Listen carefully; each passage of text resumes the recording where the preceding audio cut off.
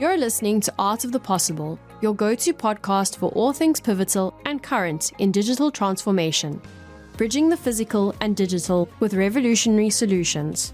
In each episode, hosts Tony and Ken discuss how some of the world's biggest challenges are being solved through digitization, offering actionable insights to help you with your digital transformation journey. Let's dive into what's possible. Welcome to the Art of the Possible. I am both thrilled and honored to be sitting down with today's guest, Secretary Janet Napolitano. I first met Secretary Napolitano about a year and a half ago. I was instantly struck not just by the breadth and depth of her knowledge, but also her no-nonsense approach of working to solutions, as opposed to just discussing problems. Those initial conversations grew into what I consider to be one of the greater privileges I have had in my professional career, co-hosting a forum with the Secretary last year on safeguarding AI. On today's podcast, the Secretary and I will check in on this important issue, as well as we'll hear from the Secretary on other topics front of her mind, including a discussion about a rapidly growing threat that has likely impacted many of our listeners, and also one that the Secretary Napolitano's incredible background makes her uniquely positioned to discuss. Before I officially welcome the Secretary to the podcast, I want to provide a quick overview on that incredible background. Incredible, of course, in a vacuum, but also for the topics we will cover today. Before founding the Center for Security and Politics at UC Berkeley, Secretary Napolitano was a distinguished public servant, having served as the President of the University of California, the U.S. Secretary of Homeland Security, Governor of Arizona, the Chair of the National Governors Association, and the Attorney General of Arizona. She's also a published author, a Truman Scholar, Santa Clara University's first female valedictorian, and has been on way too many who's list for me to possibly recap here. With this as a backdrop, let's dive in. Welcome, Secretary Napolitano. It's wonderful to have you here today. Yeah, it's great to be with you, Riley. Great. Before we begin, I'm not sure if anybody's had the temerity to tell you this before. You're a really hard guest to have on these podcasts because of the list of accomplishments. It's really hard to recap everything you've done. So before we get into the topic today, is there anything I left out that might be helpful for our listeners to know? No, I think you covered up. I think you covered the highlights. Good. Thank you. Good.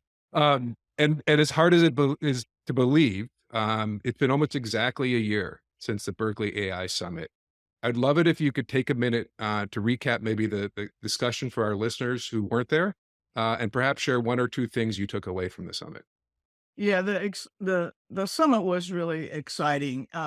What we did, and we did it under the aegis of the Center for Security and Politics, which I have founded here at UC Berkeley and with Digimarc, is we assembled a group of leaders from the private sector, from academia, from the nonprofit sector, to have an open and candid discussion about what are some of the security issues around AI, particularly with respect to the problem of authentication. And then that spilled over into an open public forum where you and I and a few others had an open public discussion about some of these questions. And we were really focused on not just describing the scope of the problem, but what are some of the technologies that can be deployed to at least mitigate the problem and to reduce it. And of course, we saw during the recent election cycle all kinds of misuse of AI and false images and the like, which just brings to top of mind how important the issue of authentication is. Yeah, I agree. And you touched on so many things there, but what really struck me, and you mentioned this, was not just the conversation, but who was having that conversation. We had leaders from the private sector, from federal and state governments, from law enforcement, from academia, from the media and arts. You're right. This last election cycle showed this is an enormous problem. This is a problem that's going to require many groups working together to come to a workable and effective solution. And I think the one thing that I'm proudest about our forum is it showed not just who needs to be in the room, but perhaps more fundamentally that a solution is possible. It's not going to be an easy solve, but proving the impactful solves never are easy, but proving it's possible is an important first step. And I think I think we did that by getting the right people having the right conversations. What struck me, Riley, was, we had all of these leaders from different sectors around the table, and there was a great deal of overlap. And there was such a consensus that this is a problem. It is a problem that needs to be resolved. But we know that the AI technology itself is changing so very rapidly, so the solutions themselves cannot be static. And we have to keep moving forward. And that's one of the things we like to do with the center is bring together uh, folks who may not otherwise be at the same table to put forth their ideas and their interests and where their values are, and see how we can get alignment and solutions. Yeah, makes a ton of sense. Since the forum, I would love to hear what's been on your radar or the center's radar. I mean, it could be AI, it could be anything. I feel that you and Berkeley tend to be the canary in the coal mine in a lot of ways in terms of topics that are about to blow up in terms of national, international prominence. So I would love to hear. I'm sure our listeners would love to hear what you all have been focused on recently. Well, one of the things we've done since the AI summit that you and I were part of is the Center for Security and Politics hosted another a similar convening, but with a real law enforcement focus. And that is on the problem of child sexual abuse material online. It's called CSAM is the acronym.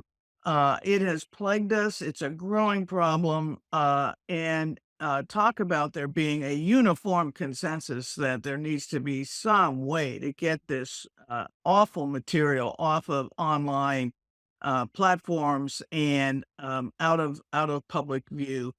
And so we did that convening in conjunction with the FBI. And we had the FBI there. We had other national law enforcement and security organizations there. We had the private sector. We had leading academic researchers on this issue. And we're in the process of designing a whole program about what can be done to deal with CSAM online. So that's another one. And it evidences what we're trying to do at the center, which is to bring together different sectors and focus on tangible, concrete problems that people are confronting now. For example, when we had our convening, it was the problem of authentication. When we had the convening with the FBI, it was the problem of child sex abuse material. And we continue to think through and get suggestions from particularly our national security partners about what are the actual tangible problems they have that could benefit from this sort of, I'm going to use a word I don't normally use because I don't really like it, but it's descriptive, which is kind of a holistic approach. Yeah, well, I mean, that's what the center is incredible at. Like, as you said, bringing those stakeholders together and the topics you deal with um, um, are the tough issues, and somebody has to do it. And we all appreciate you and the center doing that, taking that on. Yeah, yeah, it's so necessary and important, and it's not just that I deal with it or the center deals with it. These are problems that affect Americans of all the time, and that affect our society writ large. And so there's a value to putting our best minds at work to them. 100%. One of the areas that unfortunately might be front of mind for a lot of our listeners after a few weeks of heavy gift giving is gift card fraud. You know, with as the founder of CSP, with your unique background as head of DHS, as a governor, as an attorney general, I would love your perspective on this topic from a few different angles. Maybe starting with why you think gift card fraud is such a big deal. It's a big deal and it's a growing deal. I saw one study that showed that the losses to consumers from gift card fraud were about $1 billion between 2019 and 2023, and it's only been growing ever since. I know that DHS has a whole program and a whole initiative on gift card fraud. It's called the Red Hook Initiative. I know that I believe it's Maine has actually passed a state law to deal with gift card fraud. They're first out of the box with that. But it's a real problem for consumers and for retailers, those who actually, sell the gift cards. So Fraud always evolves, right? It just depends on, what era we're in. And we're in a very heavily gift card era. Yeah. And so in a way, it's disappointing, but not surprising that fraudsters have found their way into the gift card industry. Yeah, and, some of that stat on the $1 billion, that represents estimates are 95% of fraud isn't reported. So you can take that number and multiply it by 20 to get to the real impact. But and there's so many other things, right? Is when retailers across the board, whenever retailers deal with shrink, they pass that along to all the consumers. And as you mentioned, obviously DHS is looking at this. This is not just about saving the private sector bottom line profits. There's some really bad actors involved in this. Bad actors. The old quote is, "Why do you rob trains?" Well, that's where the money is.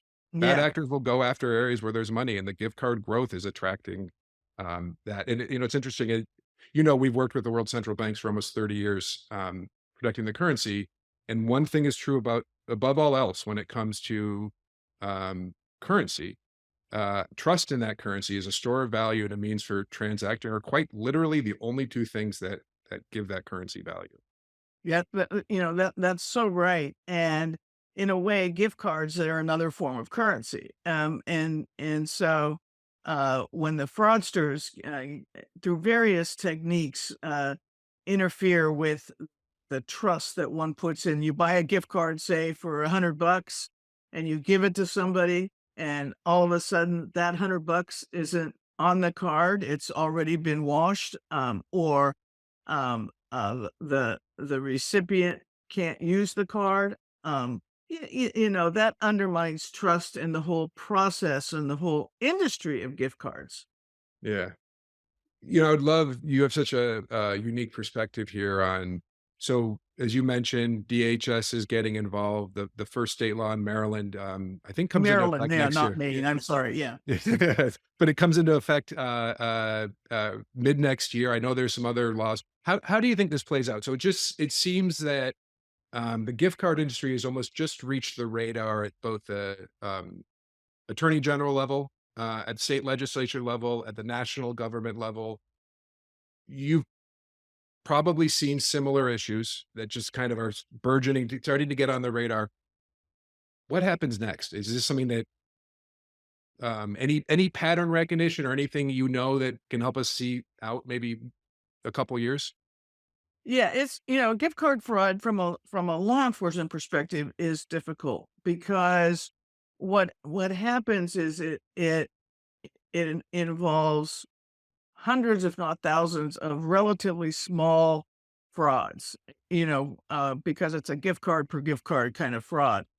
And most law enforcement agencies and state attorneys general offices don't do small frauds. I mean, because there's just too many of them for the resources they have. So the trick here and the goal ought to be able to work through the technology and through the sources you have to identify where the source of the problem is, where the mother group is, so to speak.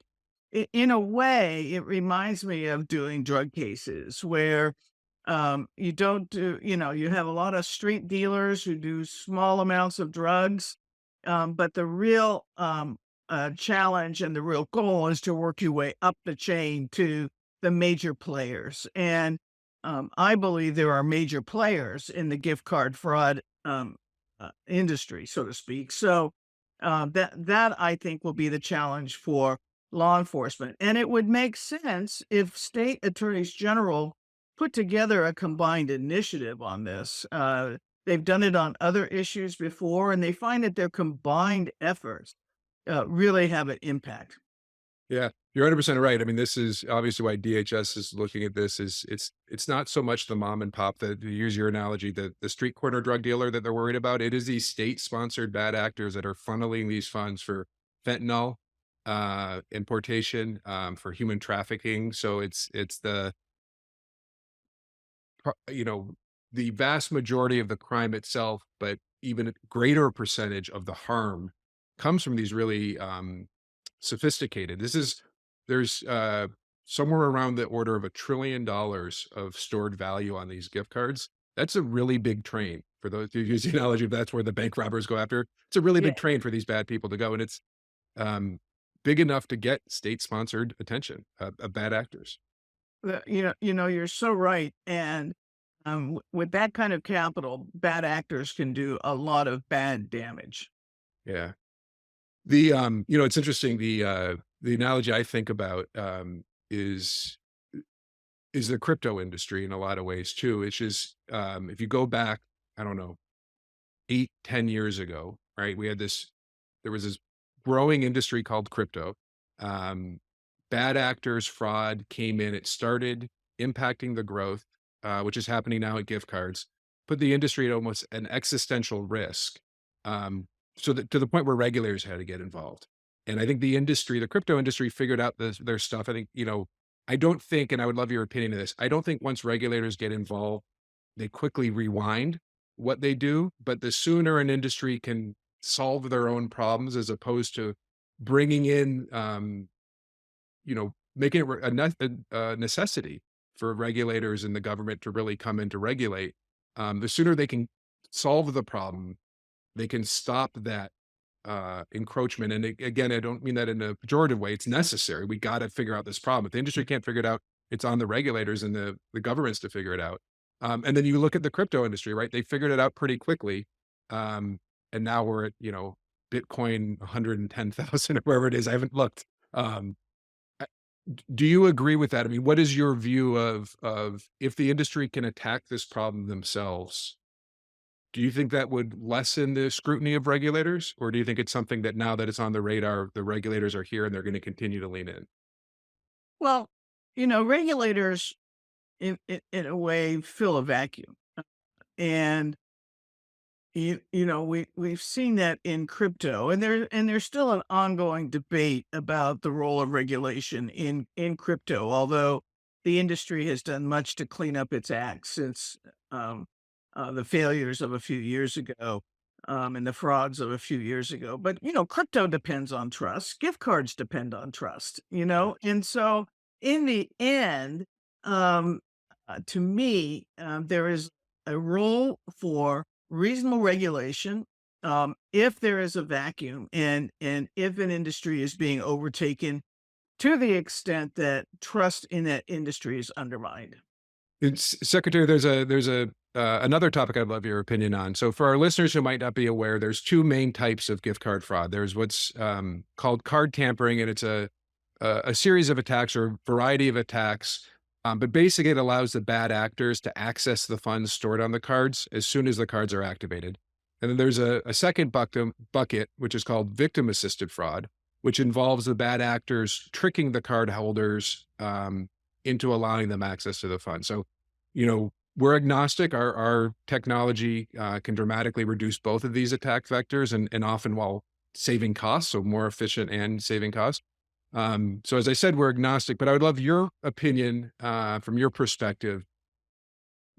Which of these two types of attack do you view as more pernicious, and or which one do you think is really likely to draw the attention of the variety of regulators, AGs, et cetera?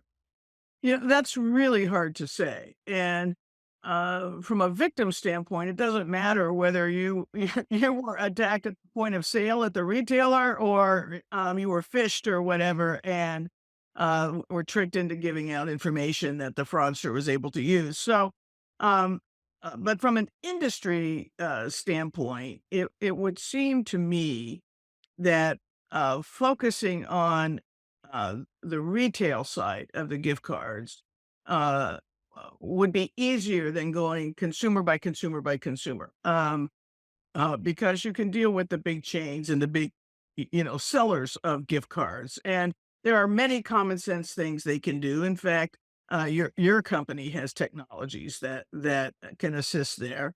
Um, and so, if I were running a state AG's office right now, that's probably where I would start. That's great. And then again, drawing on your experience, as the industry does roll out a technology to solve a big problem, so something like digital watermarking to solve this, any advice or any gotchas you would give the industry, just having seen similar things? Anything they should be aware of as they're adopting a new technology to solve a big fraud like this? Um, n- n- no, I think, however, that having open and ongoing lines of communication, with the various retail associations, for example, to say this is what we're doing, this is how it works, help us get to your members so that they participate. Those kinds of communications can be very beneficial. That's great. Well, Secretary, as you know from experience, I could talk to you for hours. And as I know from experience, you likely have 100 other things to do today. Plus, I never want to make Angelina angry at me.